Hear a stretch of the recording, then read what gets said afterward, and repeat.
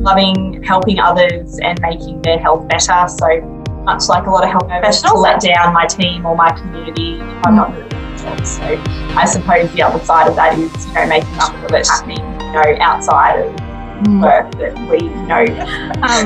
So your pharmacy has received a number of industry and business awards for your innovative and health service approach to healthcare.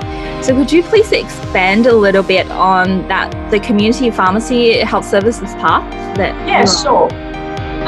So I'm sure it's the same internationally. I've been to Canada on a pharmacy field trip a couple of years ago, and it felt quite similar. There's different types of pharmacies, and much like the diversity of our country and all the greatness that comes with that, there's diversity in types of pharmacies, community pharmacies in Australia too. So there's, some models are more service focused and others are more focused on other sort of pillars, potentially price or volume and that kind of thing. We are very much in the service-based model of pharmacy. So what does that mean? That means we have medical grade consult rooms. It means that most of our team members are actually pharmacists. So we employ about 30 staff, but the vast majority of hours on the floor are white coats. We have a lot of health services, about 30, you name it, blood glucose testing, blood pressure monitoring, immunisation, baby weighing and clinic services. We have a nurse practitioner and he worked out of one of our end that we would have had a really different ability to handle it. I think a lot of warning signs that at the time didn't sort of put into teams that the best effect and sort of a good mixture of skills. Some people are really great at detail and financials and numbers, and other people are really good at patient-facing activities and walking, and some are good at marketing. Put all those things together, and then hopefully you can get a group of people to do a good job of after their community as the owners of their local. Yeah. So, just follow on that, what you just said. So how do you find good business partners? Especially you pray a lot. You need to have similar values, I suppose. So, not dissimilar from a marriage. I've been told more than once that, picking business partners is like getting married, except it happens many times over. And there's an expected end to any business marriage, I suppose. I mean, you don't expect to take your business partner to the end of your life necessarily, like you may a husband or wife or, another significant other. But they are someone that you need to be able to have a working relationship with for a really long time. So the values that I think occur in partnerships that I'm a part of is respect, family focus. So, recognising that family really is the very first priority. So, helping each other out if someone's having a baby or if someone's having hard times with their family at home, you need to be able to juggle your resources and be able to support, that person or arrange that they might look. I think it's important to have similar work ethic as well.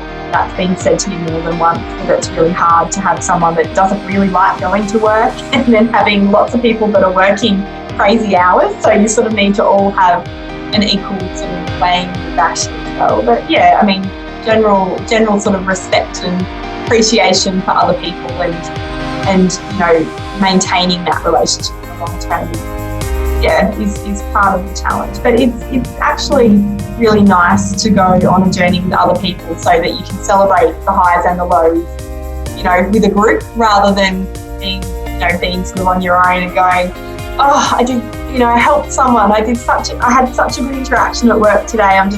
I'm buzzing from it. It was just, I know that person really got a great healthcare experience to, saying that to yourself as opposed to being able to share that, anonymously, confidentially, in a de-identified manner with, other people, that share your enthusiasm. It's really nice. Wow. Sounds like amazing place to work. Most days. We have good and bad days like anyone, but it's the majority are very good and really, really nice. Yeah, it's nice. I mean, you're a pharmacist, it's a really lovely role to have, and you really can go home and say, I've made a difference.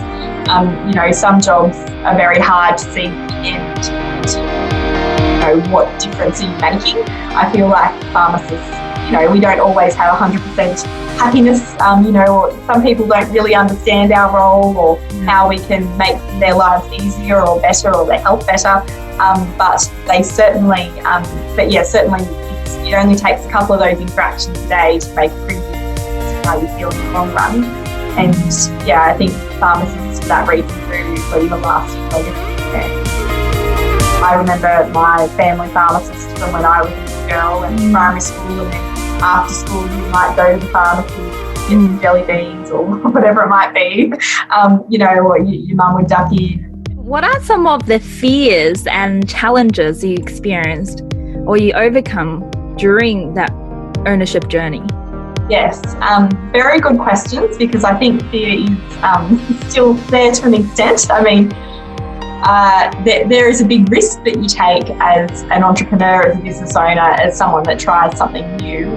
I was reading a bit this morning, Ali, about about your vulnerability in putting up a particular post that you had just recently, and all of that, all those feels, the self-doubt, the imposter syndrome, I'm not actually good enough, this is just by chance that this is falling in my lap and I'm going to embarrass myself, all that stuff is very real. And particularly in business ventures, there is a significant financial risk, a risk that I have learnt to live with, but one that still does, keep you up at night. I'm not from a wealthy background.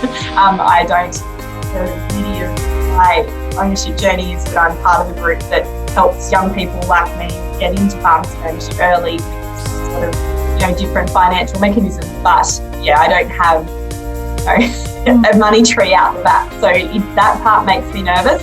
It also makes me nervous to let down my team or my community if I'm not doing it. So I suppose the other side of that is, making sure that you're doing the best you always can, giving 110% as much as you can, hoping that that's enough. But yes, the fears are there. Overcoming is just, practice. The things out of your comfort zone that you constantly practice just eventually become normal, and you can learn to live with them. So I suppose that's where I'm at the moment. But certainly I still get nervous. I still occasionally think, that's a bit overwhelming. But it's new challenges and new mechanisms to live with it, I suppose, over time. That's great, because from outside, we look at you, the award winner, the person on TV, the person writing all the articles and AGP, but knowing that you actually feel fear too, and then you are going through this journey just like all of us or our pharmacy entrepreneurs. Oh, absolutely. I don't think anyone would honestly say in their heart of hearts that they have no fear, or that they've never had a moment of self-doubt. I certainly would love to say, I've never doubted myself for a second, but I have many, many, many times. And you need to have a good network and support and mentors around you that say, it's okay, this is normal, but we need to move on to, we need to, to achieve big things, you need to also give room for a bit of risk and, chance, and hopefully it all works out. Wow. Well, thank you for sharing. So the next question is, you're famous for being the singing pharmacist. I saw so many videos. And a lot of pharmacists are wondering, what made you and your team so happy and energetic? And what's your secret? And what do you love? There are a lot of people actually are wondering. So what do you love about pharmacy and your pharmacies, and what's your secret for making your pharmacy such a pleasant place to work at?